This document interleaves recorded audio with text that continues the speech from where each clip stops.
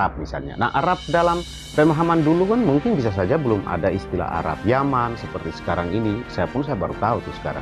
Atau Arab ini, Arab itu. Dan asumsi Arab pasti selalu identik dengan jangan sampai ini keturunan baginda Rasulullah. Nah, ini kan juga bisa kita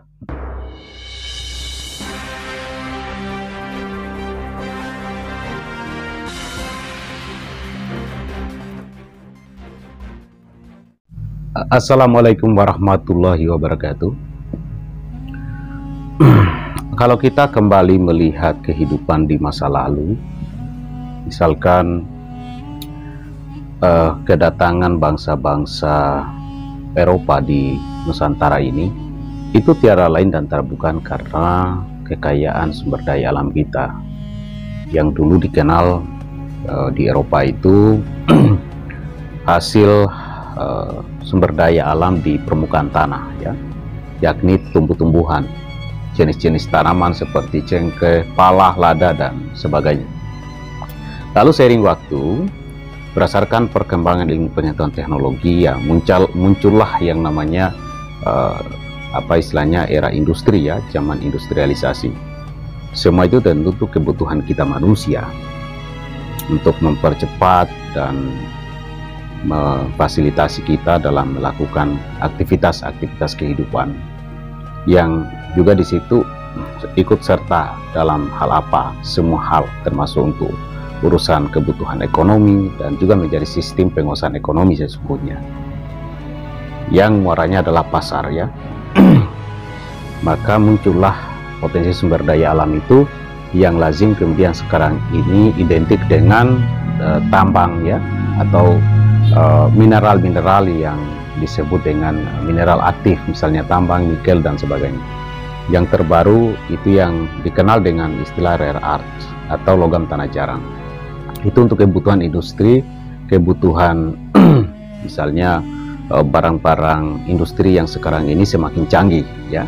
Itulah rare earth itu atau logam tanah jarang.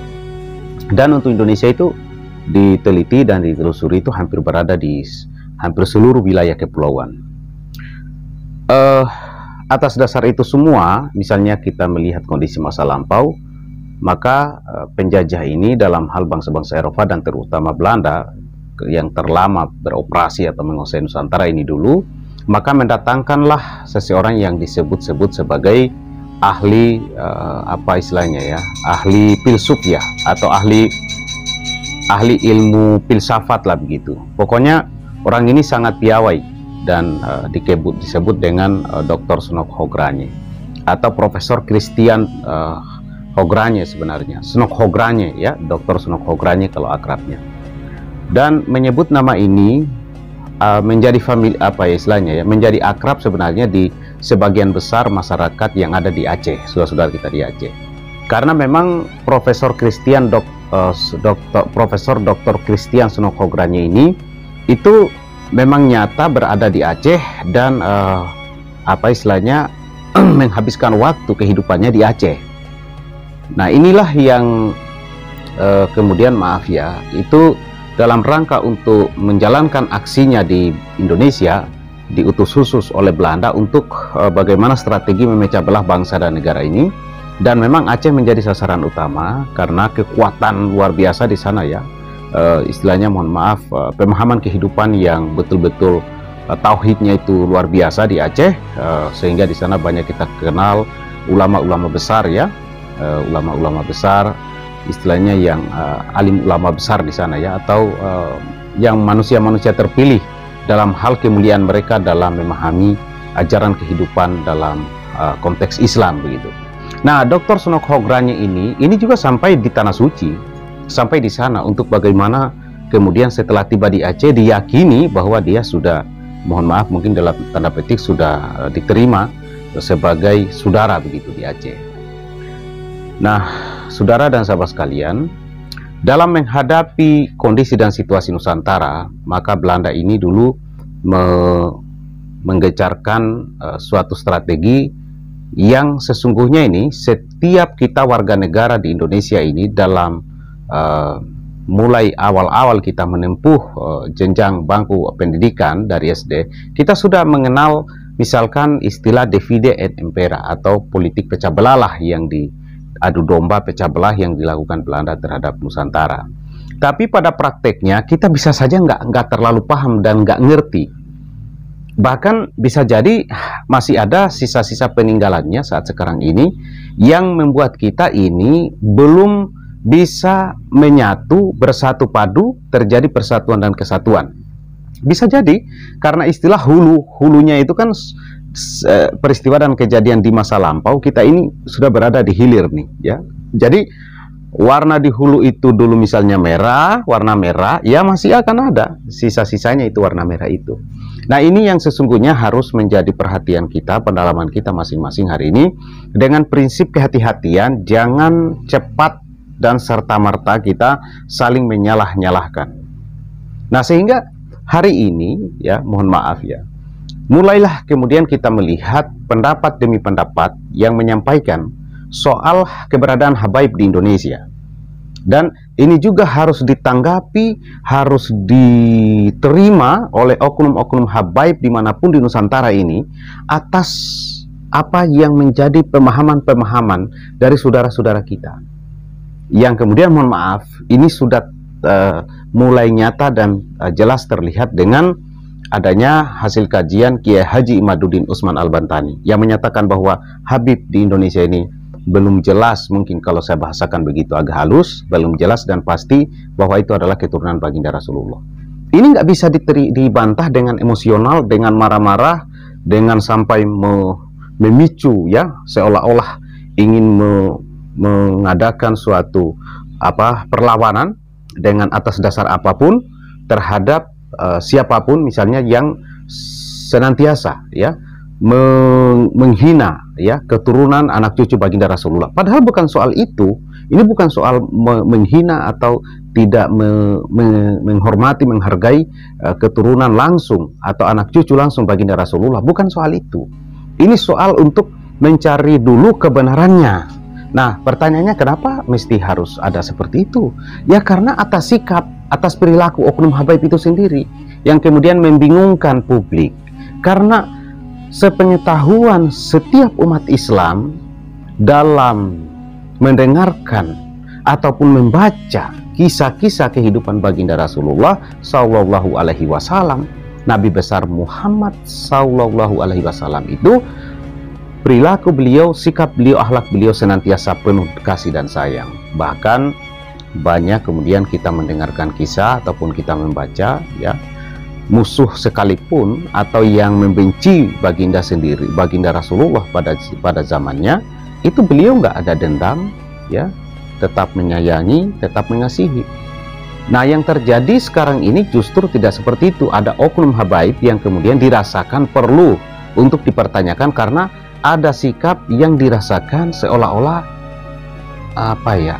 tidak nyaman begitu. Loh, kok keturunan baginda Rasulullah begini? Kan gitu ya. Nah, oleh sebab itulah juga menjadi suatu pertanyaan yang lebih besar juga setelah adanya kisah perjalanan kehidupan berbangsa dan bernegara di masa lalu.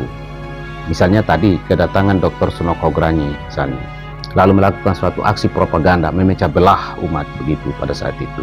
Nah, dan juga ada suatu versi kedatangan oleh bangsa dari Arab sana ke Indonesia dengan senantiasa kita mendengar bahwa mereka itu tujuannya mungkin juga sekaligus menjalankan syiar agama Islam, tetapi aktivitasnya adalah sebagai pedagang begitu, datang berdagang di Nusantara. Tentu secara psikologis kita berdagang itu kita pahami, maka menginginkan suasana yang aman, tenang, kondusif, nyaman. Itu psikologis bagi orang yang berbisnis atau berdagang begitu, menginginkan keamanan, kenyamanan, dan ketenangan. Makanya sering dikatakan bahwa negara ini harus aman, negara ini harus tenang, supaya investasi itu juga semakin meningkat. Nah, pertanyaan kemudian, ada juga suatu dugaan-dugaan bahwa jangan sampai, mohon maaf ya, karena mereka dari jazirah Arab sana ya, datang dengan misalnya bentuk fisik Arab, maka senantiasa ada bayangan-bayangan dari beberapa umat di Nusantara ini dulu, terutama yang sudah beragama Islam, menyatakan masuk sebagai umat Islam, jangan sampai ini adalah keturunan dari baginda Rasulullah. Bisa juga melakukan pendekatan secara situasi zamannya, tidak memiliki kecukupan referensi untuk kemudian mendeteksi. Nah, mohon maaf, ya mungkin ini ada pihak ketiga ya yang kemudian memanfaatkan situasi ini dan bisa saja menyampaikan misalnya ke pihak masyarakat pada waktu dulu, dalam hal ini masyarakat pribumi, bahwa itu adalah keturunan baginda Rasulullah. Nah, terjadilah penghargaan yang luar biasa, pelayanan luar biasa, penghormatan yang luar biasa. Ini maaf saudara ya, ini hanya sekedar apa yang kira-kira kejadian di saat itu. Kita coba mengilustrasikan saja. Nah, oleh sebab itu saudara, kita juga tidak bisa menjamin bahwa yang datang juga pada saat itu akhlaknya bagus. Namanya manusia tentu sama. Bisa saja kemudian ada yang mengaku-ngaku bahwa saya ini adalah Habib misalnya, Habaib. Nah, misalnya dia menyatakan, oh kami kalau di Yaman misalnya atau di pesisir yang lain, di daerah yang lain, daerah Jazirah yang lain, kami ini dipanggil Habib karena itu penyebutan bagi keturunan baginda Rasulullah, misalnya seperti kami. Padahal itu bisa jadi itu hanya suatu strategi dia untuk bisa lancar mulus dalam melakukan aktivitasnya, apakah sebagai pedagang misalnya. Karena ya rutinitas itulah yang identik bahwa dahulu ajaran Islam itu di bawah atau disiarkan oleh, diperkenalkan oleh para pedagang-pedagang saudagar dari misalnya Arab misalnya. Nah, Arab dalam pemahaman dulu kan mungkin bisa saja belum ada istilah Arab Yaman seperti sekarang ini. Saya baru tahu tuh sekarang. Atau Arab ini, Arab itu, dan asumsi Arab pasti selalu identik dengan jangan sampai ini keturunan baginda Rasulullah. Nah, ini kan juga bisa kita yakini dengan terbentuknya apa itu yang disebut lembaga. Saya nggak terlalu hafal itu, Robitoh ya, lembaga yang kemudian memiliki kewenangan untuk mendeteksi, menyelidiki, dan sekaligus menyematkan atau membenarkan bahwa seseorang ini adalah bisa dipanggil Habaib karena keturunan baginda Rasulullah setelah dilakukan suatu verifikasi, tanya-tanya dan segala macamnya itu. Nah, itu kan menunjukkan bahwa berarti banyak oknum-oknum Habaib yang mengaku-ngaku, sehingga harus dibentuk ini lembaga ini yang bertugas dan berfungsi untuk memberikan gelar Habib terhadap seseorang setelah divalidasi dengan metodologi yang tentu mereka juga telah punyalah ya. Walaupun sekarang akhir-akhir ini dekat-dekat ini, saat-saat sekarang ini saya lihat ada yang sudah menyatakan bahwa ada bocoran rekaman Robitoh itu Robitoh Alawi atau lembaga yang memberikan gelar Habib itu sudah ada istilahnya berhembus isu ya, ibaratkan angin sepoi-sepoi itu dibayar. Nah, ini yang sangat juga kita sayangkan. Misalkan kalau ini terjadi, tapi kan ya saya kira mudah-mudahan tidak terjadi. Nah, ini yang kemudian saudara harus menjadi renungan kita semua. Saya menyampaikan ini juga bagian daripada perenungan ya, sehingga saya coba melihat situasi keadaan yang ada, dan saya melihat perjalanan di masa lampau, masa lalu. Nah, semua kembali kepada diri kita masing-masing, bagaimana untuk kita menyimpulkan atas peristiwa dan keadaan hari ini. Yang pasti ajaran Islam itu untuk keselamatan bagi semua ya, untuk menjadi rahmat bagi seluruh sekalian alam. Nah, oleh sebab itu perbedaan itu harus menjadi suatu keniscayaan semesta, dan perbedaan itu jangan harus dianggap sebagai pemisah di antara kita, sehingga kita akan melihat itu adalah musuh, berbeda dan kita adalah musuh, dan itu adalah kebencian yang harus tidak boleh ada di dalam diri kita masing-masing. Saya kira itu saudara yang dapat saya sampaikan. Terima kasih. Assalamualaikum warahmatullahi wabarakatuh.